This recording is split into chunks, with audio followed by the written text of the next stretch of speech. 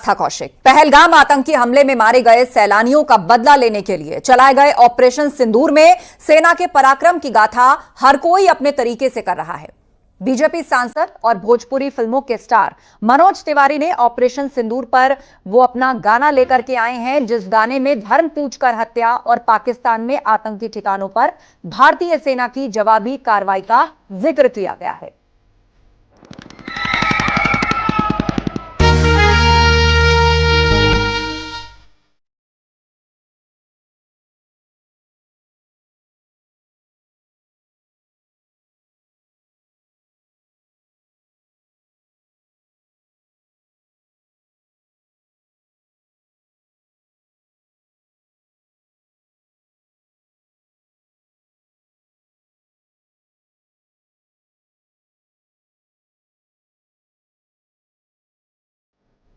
और इस वक्त सीधे हमारे साथ जुड़ चुके हैं बीजेपी सांसद मनोज तिवारी जी। बहुत बहुत स्वागत है मनोज जी आपका न्यूज 18 पर। थैंक यू आस्था जी, बहुत बहुत धन्यवाद, स्वागत। तो देशभक्ति का ये जो गीत आपके द्वारा गाया गया ऑपरेशन सिंदूर को लेकर जो आप लेकर आए हैं, हमें पता चला है कि पहले ही दिन 1 लाख से ज्यादा लोगों ने इसको देखा है, इसको सराहा है। और मनोज जी, अभी तक अगर देशभक्ति की बात होती थी तो हम लता जी का गाना सुनते हुए आए हैं कि ए मेरे वतन के लोगों जरा आंख में भर लो पानी। लेकिन अब ऑपरेशन सिंदूर के बाद बतौर गायक आपको लग रहा है कि आपने अपनी जिम्मेदारी निभाई है, और कुछ लाइन्स के साथ कि किस तरह आपने पाकिस्तान को घेरा है अपने इस गाने में। जी, एक दिन के अंदर 2.5 लाख से ज़्यादा व्यूज़ हो गए हैं और वो तो 10 घंटे में ही 1 लाख हो गया था। ये बड़ा एक देश का मूड बताता है। और जो हमने गीत लिखा भी है आस्था जी, जो हमने कंपोज भी किया जी, कॉन्सेप्ट नीलकांत बख्शी ने दिया, प्रोड्यूस सुरभि तिवारी ने किया है। तो ये ऐसा लोगों को पसंद आएगा, ये मुझे थोड़ा तो विश्वास था। और हमने शुरुआती बेसिकली ये गाना कम भारतीय सेना को सैल्यूट ज़्यादा है, क्योंकि जो ऑपरेशन सिंदूर के तहत भारत की सेना ने जो अपना गौरव दिखाया है, शौर्य दिखाया है जी, उसी को मैं कह रहा हूँ कि 30 लाख सैनिक के पीछे 150 करोड़ हिंदुस्तानी। भारत और भारतवंशी जहां जहां है सबको समाहित करता हूं गाने में। 150 करोड़ हिंदुस्तानी नाप देंगे जब चाहेंगे दुश्मन में कितनी है पानी। निशानी देख लो है ये निशानी,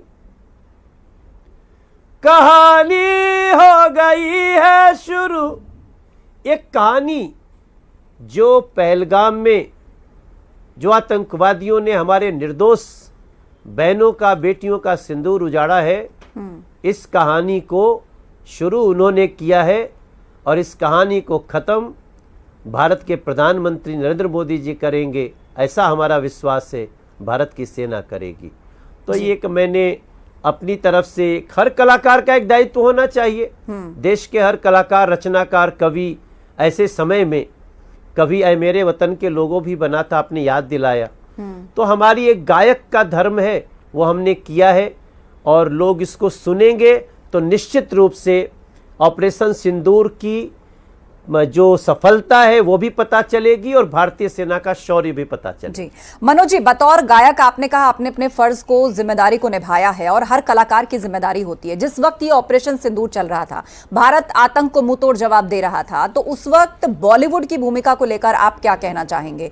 क्या उन्होंने बतौर कलाकार, इस देश के लोगों ने उनको इतना प्यार दिया, इस वक्त में, इस मुश्किल वक्त में, क्या अपने देश का खुलकर साथ दिया? देखिए आस्था जी, मेरा मानना है कि एक तो नया गाना रोज नहीं बन सकता जी, क्योंकि ऐ मेरे वतन के लोगों भी उस जुनून के साथ बना। तो हम ये नहीं कह सकते कि सारे जो कलाकार हैं उन्होंने साथ नहीं दिया। हो सकता है कि कुछ लोग इस तनाव के समय में तनाव में रह गए हों। कई कलाकारों ने गाया भी है। अभी मनोज मुंतशिर को मैंने देखा, वो किसी चैनल पे बहुत अच्छी कविता भी कर रहे थे और कई ऐसे सिंगर हैं जिन्होंने गाया है, मगर जो नहीं अभी गा पाए या नहीं कुछ प्रस्तुत कर पाए, वो निश्चित रूप से अभी ऑपरेशन सिंदूर जारी है और कलाकार आगे आएंगे, हमारा ऐसा विश्वास है। जो देश के इन्फ्लुएंसर्स हैं इस गौरव के क्षण में भारतीय सेना को उनका मनोबल बढ़ाएंगे और जो अभी तक नहीं कर पाए मैं उन्हें दोष तो नहीं दूंगा, मैं आशा करूंगा कि जल्दी वो भी करेंगे। जी मनोज जी, आखिर कितना वक्त लगा आपको, कब आपके दिमाग में या जहन में आया कि इसको लेकर तो कोई गीत होना चाहिए, इसको एक्सप्लेन करना चाहिए? क्योंकि जो एक गायक की आवाज होती है वो बहुत दूर दूर तक जाती है। लोग ना केवल ऐसी मुश्किल घड़ी में देश के साथ कनेक्ट होते हैं बल्कि एक मनोबल भी बढ़ता है ओवरऑल सबका, जब शब्दों के माध्यम से, सुरों के माध्यम से कुछ उनके जहन में उतरता है। तो कितना वक्त आपको लगा इसे कंपोज करने में, इसे बनाने में, और कैसे आपको ख्याल आया कि ये सही वक्त है, यहाँ कुछ ऐसा लेकर के आना चाहिए? मुझे ये आज जब मैं आपसे बात कर रहा हूं और करीब 28 घंटा होने वाला है गाना रिलीज हुए, तो इसके करीब 8-9 दिन पहले हमने इसको सोचा और एक हमारे साथी है नीलकांत बख्शी, हम लोग दोनों बैठे थे, हमारी पत्नी सुरभि तिवारी, और लगा कि जब ये पहलगाम की घटना घटी थी तब से तो मन बहुत दुखी था जी। मैं बहुत रोष में भी था, दुखी भी था, और इसलिए मैं इस गाने को जब एक थॉट बना कि ऐसा गीत बनना चाहिए, तो इसको लिखने में मुझे 2-3 दिन का टाइम लगा और उसमें करेक्शन भी होता गया बाद में। अच्छा। लेकिन आज आपको बताऊं कि मैं इस गाना को गाने में 2 दिन लगा मुझे, क्योंकि जब जब गाता था मैं बहुत इमोशनल हो जाता था। सॉरी, क्योंकि जब बात आती है पहलगाम की तो उसमें एक लाइन है जी, वो मैं अभी हम चाहेंगे आप सुरों के माध्यम से वही इमोशन दर्शकों तक लेकर जाएं। मैं वो लाइन गा रहा था कि लक्ष्य अपना खास है, मोदी पे विश्वास है, पहलगाम की उठती चीखें, पहलगाम की उठती चीखें सीना बेध के जाती है, धर्म पूछ के चली गोलियां सहन नहीं हो पाती है, खून और पानी साथ बहे अब ये नहीं संभव होगा, याचना नहीं अब रण होगा, याचना नहीं अब रण होगा। तो क्या होता है ना, आस्था देखो, मैं थोड़ा जब जब लाइन आती है ना कि धर्म पूछ के चली गोलियां, तो हमें बहुत कुछ याद आने लगता था जी। और मुझे कई बार रिकॉर्डिंग रोकनी पड़ी, क्योंकि अच्छा, जब हमारा गला बंद जाता है तो हम ऊंचा सुर नहीं ले पाते हैं। अभी भी वही हो रहा है। लेकिन फाइनली क्या है कि युद्ध केवल सेना अकेले नहीं लड़ती है, देश का मनोबल उसके साथ होता है। और यह ऑपरेशन सिंदूर, हमने तो युद्ध की घोषणा भारत ने तो किया नहीं, तो आतंकवादियों के तरफ से पाकिस्तान ने अटैक किया, उसका जवाब दिया भारत की सेना ने। बिल्कुल। और मनोज जी, चूंकि आप राजनीति में भी हैं, तो एक सवाल मैं उससे भी जुड़ा पूछ लेती हूं कि अब प्रधानमंत्री ने ये तो स्पष्ट कर दिया है कि ऑपरेशन सिंदूर जो है वो नीति बन गया है, आतंक वहां से आएगा तो यहां से उसे युद्ध समझा जाएगा। लेकिन अब देश के अंदर जो विपक्ष था, जो ऑपरेशन सिंदूर के दौरान साथ खड़ा था, अब वहां से कई तरह के सवाल आ रहे हैं। सवाल इसको भी लेकर है कि आप स्पेशल सेशन क्यों नहीं बुलाते, सवाल इसको भी लेकर हैं, राहुल गांधी पूछ रहे हैं कि पार्लियामेंट में बताया जाए कि कितने प्लेन गिराए पाकिस्तान ने हमारे। देखिए, ये तो राजनीति है। जिस समय एक साथ खड़ा होना था, देश की हर पार्टी खड़ी थी, ये इंपॉर्टेंट है आस्था जी। अब उसके बाद क्या है, नरेंद्र मोदी का फोटो तो सब अपने घर में दूसरी पार्टी वाले लगाएंगे नहीं, क्योंकि हम एक बहुत बड़े बहुत हादसे के बाद ऑपरेशन सिंदूर शुरू हुआ। तो अब तो हर पार्टी अपनी अपनी एक, चूंकि देख रही है कि नरेंद्र मोदी का निर्णय ऑपरेशन सिंदूर का उसके बाद भारतीय सेना का जो गौरव शौर्य गाथा जो लिखी गई। देखिए, हम लोग तो 26 जनवरी को जब जाते हैं परेड देखने, आस्था जी, और मैं न्यूज़ 18 के सभी दर्शकों से बोलना चाहूँगा, जब हम देखते हैं प्लेन आया, हेलीकॉप्टर आया, फाइटर जेट आए, रफाल आया, तो हमें अच्छा लगता है, लेकिन ये सही टाइम पे सही काम करेगा इसका तो सबको अनुमान नहीं हो पाता है। वो हमने देखा है ऑपरेशन सिंदूर के समय कि दुश्मन के सारे ड्रोन बम हो या फिर उनके मिसाइल हो, आसमान में मार दिया जाना और फिर जहां जहां से आया वहां जा करके अटैक करना और सक्सेसफुल अटैक करना। बिल्कुल, और अंतरराष्ट्रीय लेवल पर पाकिस्तान को एक्सपोज करना कि देखिए यहां पर सेना और आतंकियों के बीच में ज्यादा फर्क नहीं है, क्योंकि उनके जनाजे में सेना के अफसर भी जाते हैं। घर में घुसकर पाकिस्तान को मारा गया है, विश्व मंच पर उसको अलग थलग किया गया। न्यू इंडिया ने अपनी ताकत दिखाई। और मनोज जी, आपने शब्दों के माध्यम से जो सबका मनोबल बढ़ाया, बहुत बहुत धन्यवाद इस चर्चा में शामिल होने के लिए, इस शो पर आने के लिए और अपना गीत गुनगुनाने के लिए। खबरों में आगे बढ़ते हैं। संभल को लेकर सीएम योगी ने कासगंज में बड़ा बयान दिया है। सीएम योगी ने कहा है कि आज के वक्त में हर कोई संभल का महत्व समझ चुका है। जैसे संभल श्री हरि विष्णु के 10वें अवतार का स्थान है, वैसे ही कासगंज का सोरों भी है। यूपी सरकार इनका पर्यटन विकास अयोध्या और प्रयागराज की तर्ज पर करेगी। विकास ऐसे ही बढ़ता है, सोरों का पर्यटन विकास होगा। याद करिए, सोरों का महत्व वही है जो आज संभल का महत्व है। अब तो आप समझ गए होंगे संभल के महत्व को। वहां भी भगवान श्री हरि विष्णु का कल्कि अवतार की भूमि है और ये सोरों श्री हरि विष्णु का 12 अवतार की भूमि, ये तीसरा अवतार है। याद करिए, सोरों तीसरा अवतार है और संभल 10वां अवतार है।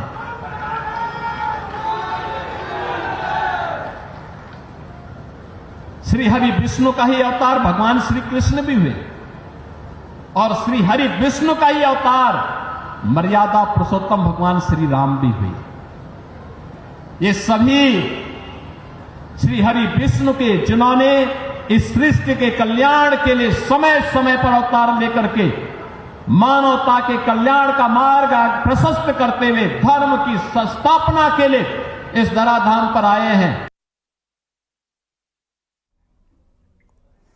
हाईकोर्ट के आदेश के बाद संभल से एसपी सांसद जियाउर रहमान बर्क ने कहा कि संभल में मस्जिद है और रहेगी, इसमें बदलाव की कोई संभावना नहीं। लीगल टीम के साथ मशवरे के बाद आगे की रणनीति तय करेंगे।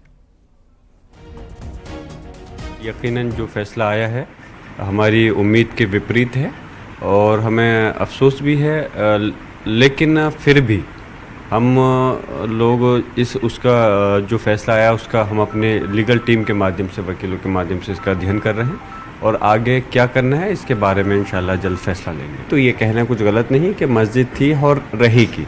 उस वजह यह है कि जो 1991 का एक्ट है उसके हिसाब से जो 1947 से पहले की जो भी धार्मिक स्थल है, मस्जिदें नहीं, उनके साथ कोई छेड़छाड़ बदलाव नहीं किया जा सकता। और ये मस्जिद हमारी 1947 नहीं बल्कि 500 साल पुरानी शाही जामा मस्जिद है, इसलिए उसमें कोई बदलाव होने की कोई संभावना, कोई गुंजाइश नहीं है। संभल पर हाईकोर्ट के फैसले के बाद मौलाना बरेलवी ने कहा कि हिंदुओं को खुश होने की जरूरत नहीं, हम लोग सुप्रीम कोर्ट में हाईकोर्ट के आदेश को चुनौती देंगे। मौलाना ने साफ तौर पर कहा कि संभल की जामा मस्जिद कल भी जामा मस्जिद थी, आज भी जामा मस्जिद है और भविष्य में भी मस्जिद ही रहेगी। संभल की जामा मस्जिद के सिलसिले में इलाहाबाद हाई कोर्ट ने जो फैसला दिया है उससे वक्ती तौर पर मुसलमानों में मायूसी जरूर हुई है, मगर मुस्लिम पक्ष के लोग माहिरीन कानून से सलाह मशवरा करने के बाद इस फैसले को सुप्रीम कोर्ट में चैलेंज करेंगे। मगर दूसरी तरफ हिंदू पक्ष को इस पर बहुत ज्यादा जश्न मनाने की जरूरत नहीं है। जिस तरीके से जश्न का इजहार किया जा रहा है, मिठाइयां बांटी जा रही हैं, तो ये उनको सोचना चाहिए। करोड़ों मुसलमान संभल की जामा मस्जिद को मस्जिद मानता है और वो कल भी मस्जिद थी, आज भी मस्जिद है और कल भविष्य के दिनों में भी वो मस्जिद ही रहेगी। संभल के हरि मंदिर के वादी और कैला देवी मंदिर के महंत ऋषि राजगिरी ने विवादित बयान दिया। उन्होंने कहा कि संभल के बहुसंख्यक जल्दी सनातनी बनेंगे या पलायन करेंगे। आपको बता दें कि संभल में मुस्लिम बहुसंख्यक हैं। वीडियो अब सोशल मीडिया पर वायरल हो रहा है। ये कोर्ट की लड़ाई नहीं है, ये हर सनातनी की लड़ाई है। और मैं समझता हूं कि हिंदू को पलायन नहीं करेगा, संभल से जो हिंदू पलायन करेगा वो पछताएगा। और अब आने वाले समय में जो बहुसंख्यक बने बैठे हैं, या तो वो भगवान की कृपा से सनातन धर्म में कन्वर्ट होंगे, नहीं तो वो पलायन करेंगे। भगवान की जय। सीएम योगी ने कासगंज पहुंचकर 724 करोड़ रुपए की 60 परियोजनाओं का लोकार्पण और शिलान्यास किया। अपने संबोधन के दौरान सीएम योगी ने ऑपरेशन सिंदूर का जिक्र किया। उन्होंने कहा कि यह भारत नया भारत है जो घर में घुसकर मारता है। योगी ने कहा कि ऑपरेशन सिंदूर के जरिए पाकिस्तान को जवाब दिया गया, दुश्मन देश को चारों खाने चित्त किया गया। यूनिफॉर्म की क्या कीमत होती है और उसका क्या महत्व होता है, आपने अभी ऑपरेशन सिंदूर के माध्यम से पाकिस्तान की कमर को तोड़ने वाले भारत माता के बहादुर जवानों के शौर्य के माध्यम से देखा होगा।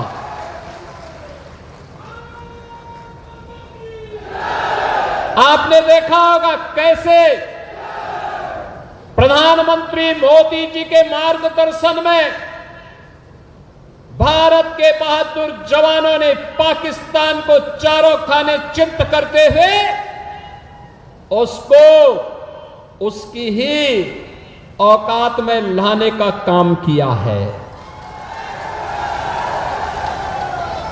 अगर हमारे पास मजबूत सेना नहीं होती, भारत माता के पास बहादुर जवान नहीं होते, तो पाकिस्तान जैसे दुश्मनों के रहते हुए देश की जनता कैसे सुरक्षित रहती, कैसे सुरक्षित रहती। अब तो भारत ने बता दिया है कि अगर हमारे एक नागरिक को भी छेड़ोगे तो अपने अस्तित्व के लिए जूझोगे, अपने अस्तित्व के लिए जूझोगे। और आज पाकिस्तान दुनिया के अंदर गुहार लगा रहा है कि जान बख्श दो एक बार। बहनों और भाइयों, ये इसलिए क्योंकि पिछले 10 वर्ष में प्रधानमंत्री मोदी जी के नेतृत्व में सेना के आधुनिकीकरण को लेकर के, सेना के सुदृढ़ीकरण को लेकर के लगातार कार्य हुए हैं। और इसीलिए भारत की सेना दुश्मन के किसी भी प्रकार का मुकाबला करने के लिए सदैव तत्पर रहती है। अगर कभी दुश्मन ने कोई जरूरत की तो उसके घर में घुस करके उसको मार करके उसका काम तमाम करने की पूरी क्षमता भारतीय सेना के पास है।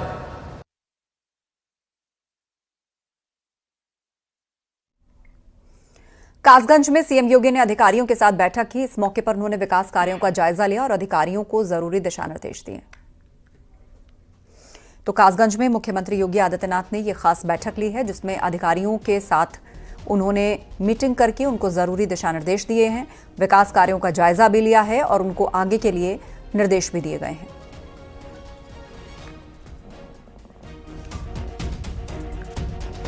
रक्षा मंत्री राजनाथ सिंह आज अपने संसदीय क्षेत्र लखनऊ पहुंचेंगे। ऑपरेशन सिंदूर की सफलता के बाद आज पहली बार वो लखनऊ पहुंचेंगे। लखनऊ आगमन पर राजनाथ सिंह का भव्य स्वागत होगा। हजारों की संख्या में बीजेपी कार्यकर्ता और आम जनता हाथों में तिरंगा लेकर स्वागत करेंगे।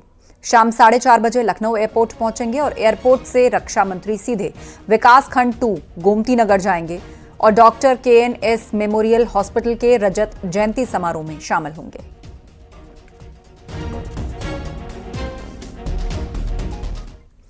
स्वामी प्रसाद मौर्य ने ऑपरेशन सिंदूर को लेकर बयान दिया और कहा कि ऑपरेशन सिंदूर के जरिए आतंकवादियों का खात्मा होना था, लेकिन 24 घंटे के अंदर टाएं फिस हो गया। बहनों के सम्मान के बजाय बहनों का अपमान किया गया। ऐसी क्या बात थी कि 24 घंटे के अंदर बैकफुट पर आ गए, जबकि एक भी आतंकवादी वहां पर घुसकर नहीं मारा गया। के माध्यम से आतंकवादियों का खात्मा होगा, लेकिन 24 घंटे के अंदर टाटा फिश हो गया। बहनों के सम्मान के बजाय बहनों का अपमान किया। ऑपरेशन सिंदूर के नाम पर बहनों को धोखा दिया।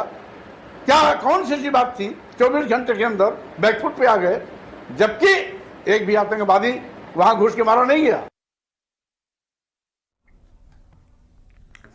बीजेपी नेता अमित मालवीय ने कांग्रेस सांसद और नेता प्रतिपक्ष राहुल गांधी पर एक आपत्तिजनक पोस्ट किया है। लोकसभा नेता प्रतिपक्ष राहुल गांधी की तस्वीर को पाकिस्तान आर्मी चीफ आसिम मुनीर की तस्वीर के साथ मर्ज करके एक फोटो को अंतिम अमित मालवीय ने पोस्ट किया और इसके साथ अपनी पोस्ट में लिखा कि राहुल गांधी पाकिस्तान की जबान बोल रहे हैं और भारत की जीत को लेकर सवाल उठा रहे हैं। ऑपरेशन सिंदूर के जिक्र के साथ अमित मालवीय ने राहुल गांधी पर आरोप लगाया कि वो पीएम को बधाई देने के बजाय भारत की सैन्य कामयाबी पर सवाल खड़े कर रहे हैं। मालवीय ने पूछा कि राहुल गांधी ने कभी ये क्यों नहीं पूछा कि पाकिस्तान के कितने फाइटर जेट तबाह हुए।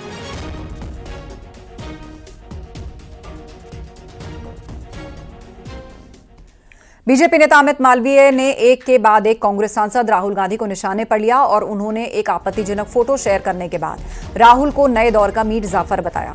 उन्होंने सोशल मीडिया साइट एक्स पर पोस्ट किया और लिखा, Rahul Gandhi is the new age Mir Jafar.